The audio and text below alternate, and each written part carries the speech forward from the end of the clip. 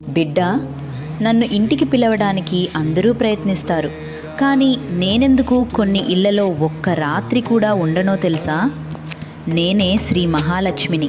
నాకు బంగారం ఇష్టం అనుకుంటారు, పెద్ద ఇల్లు ఇష్టం అనుకుంటారు. కానీ అవి నన్ను ఆపలేవు. నేను నిలిచేది తల్లిదండ్రులను గౌరవించే ఇంట్లో, అన్నాన్ని వృధా చేయని ఇంట్లో, అబద్ధం చెప్పి సంపాదించిన ధనం లేని ఇంట్లో, స్త్రీలను అవమానించని ఇంట్లో, దానం చేసే చేతులు ఉన్న ఇంట్లో, కోపం కన్నా కృతజ్ఞత ఎక్కువగా ఉండే హృదయాల్లో, ప్రతిరోజు దేవుణ్ణి గుర్తు చేసుకునే కుటుంబాల్లో. నాకు ఒక దీపం చాలదు, ఒక పువ్వు చాలదు. నీ హృదయం పవిత్రంగా ఉండాలి. ధనం వచ్చినప్పుడు గర్వపడక, కష్టం వచ్చినప్పుడు ధర్మం వదలక. అలాంటి ఇంటిని నేను ఎప్పటికీ విడిచిపెట్టను. గుర్తుంచుకో బిడ్డా, నేను ముందుగా మనసులో నివసిస్తాను, తర్వాతే